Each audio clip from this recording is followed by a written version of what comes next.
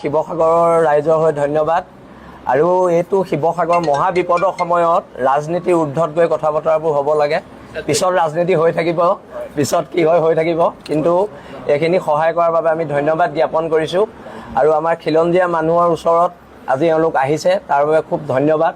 আৰু শিৱসাগৰ সদায় সম্প্ৰীতিৰ এক নিদৰ্শন, আৰু এই শিৱসাগৰ সম্প্ৰীতি যাতে সদায় জীয়াই থাকে তাকে কামনা কৰিছোঁ। খুব ধন্যবাদ। আৰু তেখেতকো বৰ বেছি ঘূৰাব নালাগে, স্বাস্থ্য পাতিৰ কথা আছে। আপোনালোকৰ টীমটোৱে যিখিনি কাম কৰিছে ধন্যবাদ। বেছি কাম কৰিলেও মৰিব, হয়, আৰু নকৰিলেও মৰিব। হয়, হয়। এইটো কাম কৰি কৰি মৰা ভাল। কালি মই নহ'লে নাই, আপোনাৰ স্বাস্থ্য ভাল হৈ থাকক, আমি এইটোৱে কামনা কৰিছোঁ। কালি নহ'লে 50-60 লাখ টকা মই পাতিছোঁ, হয়, হয়, কেছ পইচা পাতিছোঁ। তাৰপিছত পেকেটটো দিছোঁ। এইটো মানৱতাৰ কাৰণে আমি দি আছোঁ। মই 1% মুছলিমক দিয়া নাই।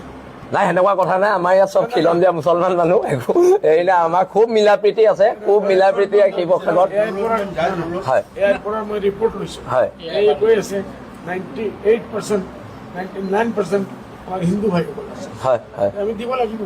পাৰ্চেণ্টেজ ৱাইজ আমি দি আছোঁ। হয়, হয়, পাৰ্চেণ্টেজ মাদ্ৰাছা আহিছিল, কৈছে আপোনালোকে পিছত কথা পাতিম। হয়, মাদ্ৰাছা মছজিদত দিয়া বৰ্তমান মই যিমান নামঘৰ ভাঙিছে, পানীত ডুবিছে, 25 rupees কালি তেখেতৰ নাম দিছোঁ, নাম দিছোঁ বোলে আপোনালোকে চেক দি দিছোঁ, আপোনালোকে পাতিব, ইনকুৱাৰী কৰিব। আপোনাৰ এখন নেপায়। বহুত ধন্যবাদ, বহুত ধন্যবাদ।